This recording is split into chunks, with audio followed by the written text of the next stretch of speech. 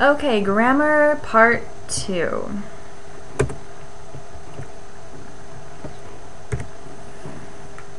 All right.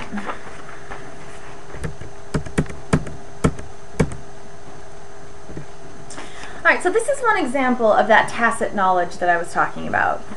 So Ned Flanders from The Simpsons has this sort of peculiar linguistic quirk, which is that he likes to put diddly in the middle of words. So one episode he thinks that he murdered his wife, so he says, "I'm a murdiddly-urderer."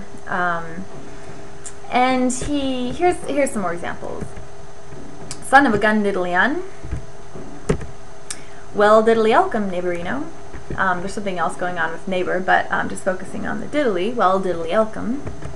And we're done diddly-un for. So these are examples of what Ned does. Now, even though you have never, well, you might, if you watch The Simpsons, you've heard this before. Ned doesn't do it all the time, and I'm almost certain that you don't do this in your daily life.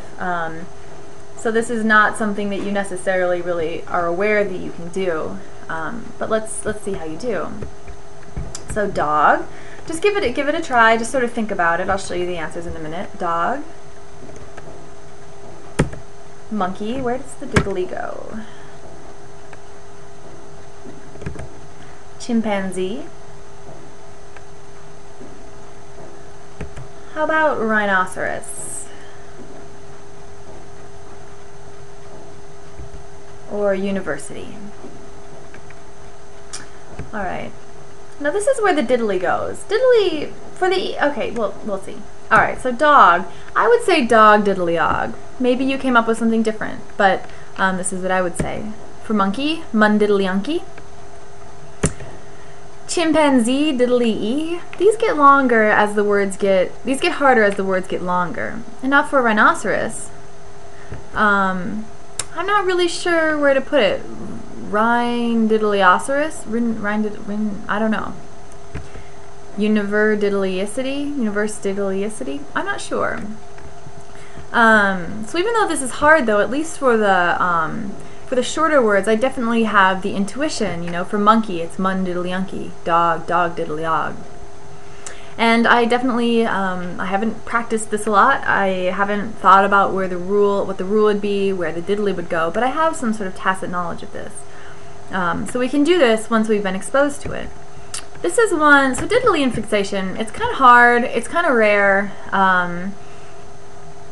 It's not something that's really, that we see a lot in normal language.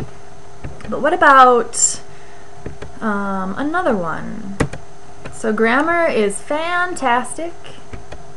It's so good, it's fan-effing-tastic. Or you can insert the entire expletive there. This is something that I'm sure you all have heard before, and no one taught you how to do this. They didn't say, well, in fantastic you put it after fan, and in this word you put it after this. This is just something that you kind of have some tacit intuitions about. In linguistics, we talk a lot about your intuitions. All right, so here's let's see how your intuitions do. You think about where the expletive goes. All right. California. Absolutely. Positively. How about these? Incredible. Forgettable. Detainable. All right, so here's what most people would do. Cala effin-fornia, absa effin-lutely, pausa effin-tively. These are a little different. In effin-credible, for effin-gettable, de effin-tainable. So you probably got results maybe a little bit like that. If you didn't, you might think about posting on the discussion board and seeing if anyone else has a similar pattern to you. So this is an example of something that you know how to do. It might be something you do in your natural life. It might be really easy for you. It might be a little bit hard, but you definitely are going to have some intuitions about this, even though no one has taught you explicitly how to do this. All right. So thinking about, just you know, after you're done listening to this lecture, you might think about what this rule is and why does the expletive go into a different spot in California than it does in Incredible. Remember, in California, Cala effin fornia goes in after the second syllable, Cala effin fornia, and after Incredible it goes in after in effin credible, just after the first syllable. So maybe give that a little thought. Alright, so what's grammar? Your grammar is this tacit, implicit, intuitive knowledge that you can't necessarily express, but that allows you to produce and understand and manipulate words, phrases, and sentences in your language, whether you speak English or Korean or Spanish, or whether you grew up speaking 5 different languages.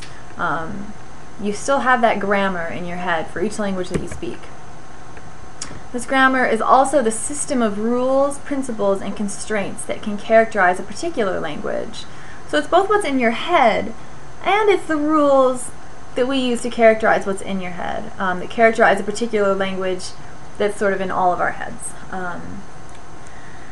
So one kind of common myth is that some languages don't really have grammar, or they're really simple.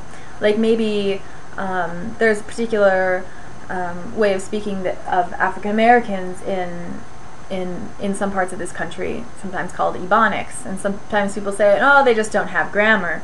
Turns out they really do. We're going to look at this a little bit more later on in the term. They have a grammar. It's just as complex. It's just as, you know, valid as any other grammar. It's just a different grammar, and it is nonetheless systematic. All grammars are systematic. So at the beginning of this class, we're going to start by learning a little bit about the types of characteristics that you see in grammars of languages around the world. And so today we're going to start just by looking at what some of those languages are. You're going to watch the Mother Tongues video, and after you watch that video, you can go ahead and post your first response on that discussion board. There is a question posted there, but also feel free to give your thoughts about expletive infixation or anything in this lecture as well. Alright, thank you for listening, and I hope you enjoy the film.